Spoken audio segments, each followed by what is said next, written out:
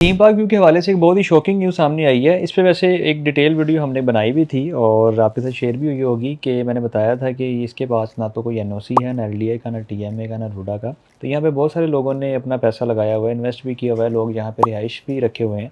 और मैंने आपको बताया था कि गवर्नमेंट किसी भी टाइम इस पे क्रैकडाउन कर सकती है और आजकल सख्ती बहुत ज़्यादा है। कुछ मिसालें सीसीडी की, पीरा की आपके सामने हैं कि वो किस तरह से एक्शन ले रहे हैं, क्रैकडाउन कर रहे हैं।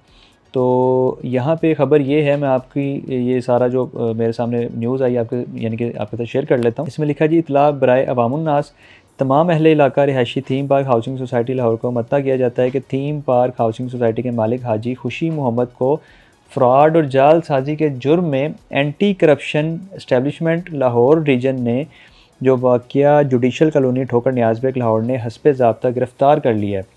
और अगर मुलज़िम खुशी मोहम्मद से किसी भी शख्स का कोई इल्ज़ाम बाबत फ्रॉड, जालसाज़ी या दीगर जो एंटी करप्शन से मुतल्लिक हो तो आप दफ्तर एंटी करप्शन लाहौर रीजन वाक़या जुडिशल कॉलोनी ठोकर न्याज़ बेग लाहौर रब्ता करें। शुक्रिया।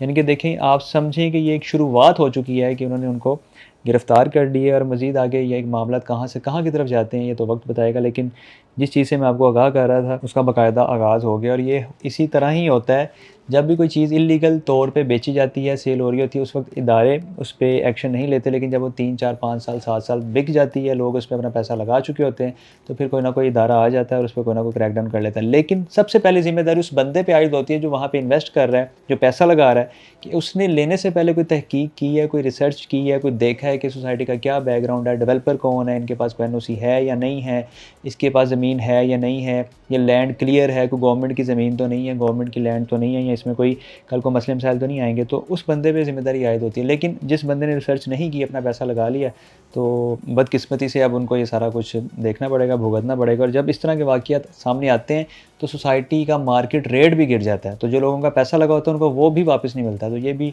सारी चीज़ें आप देखा करें। हमेशा मैंने अपनी वीडियोज़ में लोगों को आगाह किया है और यही मैं अवेयरनेस देता हूँ हमेशा से। कहीं पे भी इन्वेस्ट करने से पहले आप देखें, सोचें, परखें, उसके बाद फ़ैसला करें। नहीं तो एटलीस्ट आप किसी न किसी कंसल्टेंट से राब्ता करके मशवरा ज़रूर किया करें, किसी अच्छी कंपनी से, अच्छे प्लेटफ़ॉर्म से। उसमें अल्हम्दुलिल्लाह अपनी हम खिदमात दे रहे हैं, लोगों को सर्विसेज़ दे रहे हैं। तो बहरहाल एक ख़ास खबर थी, तो मैं चाह रहा था कि आपके साथ लाज़मी शेयर की जाए।